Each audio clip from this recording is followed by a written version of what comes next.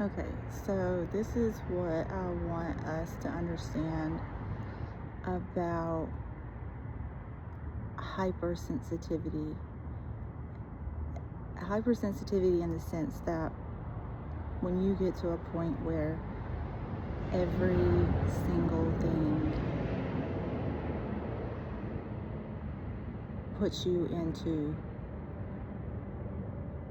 overload, or what am I trying to say? Like, it sends you over like your boiling point. Like, you just start, like, it's your cap. Let's just put it that way.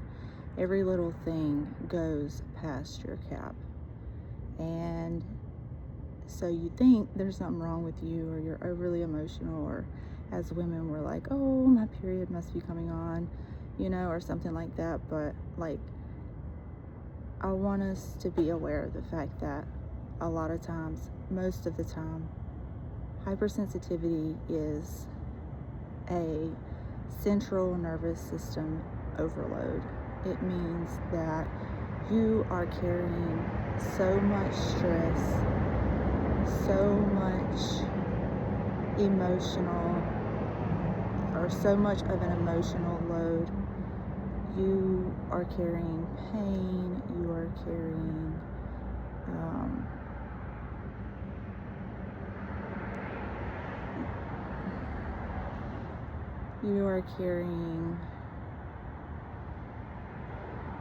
the weight of your own silence. Okay, so let me pivot, because that's what this video is about.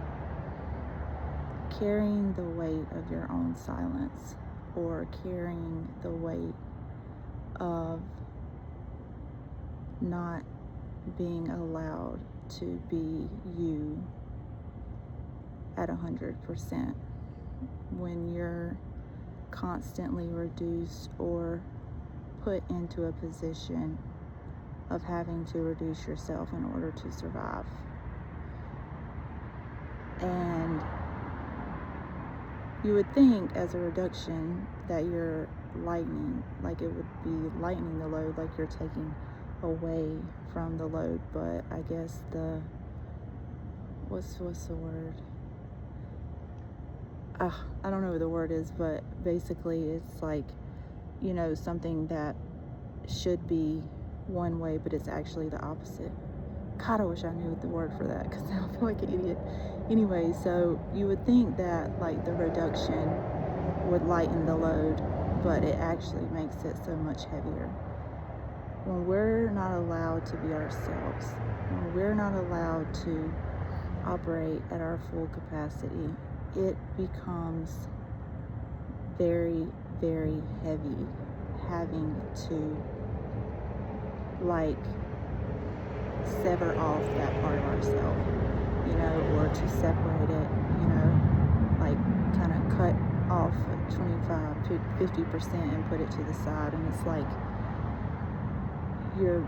your heart and soul is screaming, like, give me my other half back, like, this is not okay, or give me back that part of my soul, or that part of me that I'm supposed to be able to have, or that is part of me that I should be allowed to have or carry with me. Like, that's me over there, that's a part of me, and you have to just cut it off and set it to the side while your insides are screaming, like, I need that, I need that part of me.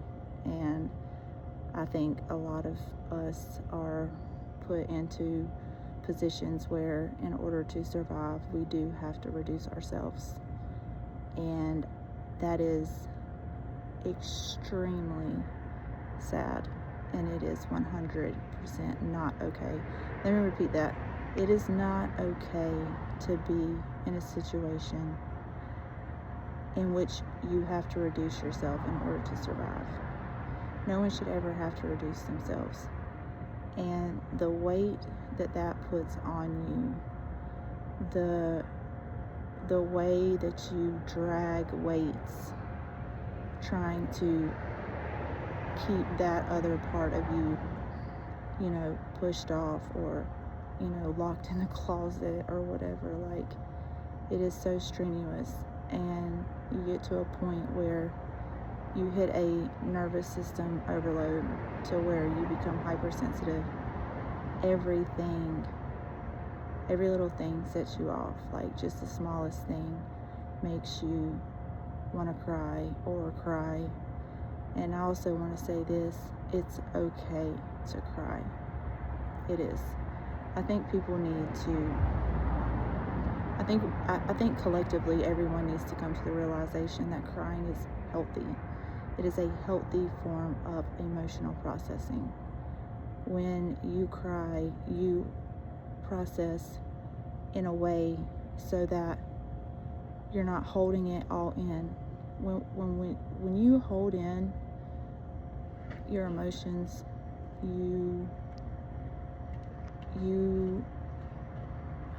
suppress them, and over time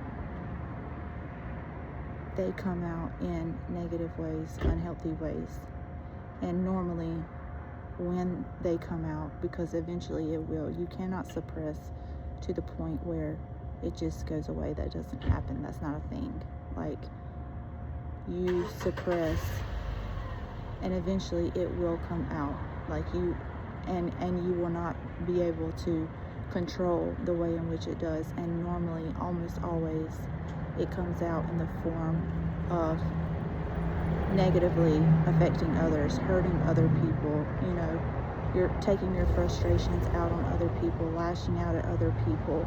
You know what I'm saying? Placing the blame on them and then feeling justified in lashing out at them. You know, it's not okay to suppress.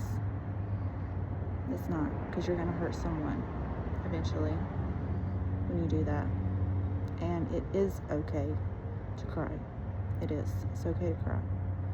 It's okay to process emotionally. It's okay to get down on the floor with a blanket and a pillow and cry. And I'm saying that because that is something that I have started to do recently within the past 6 months, is when I get overloaded emotionally, I feel this overwhelming need to get on the floor.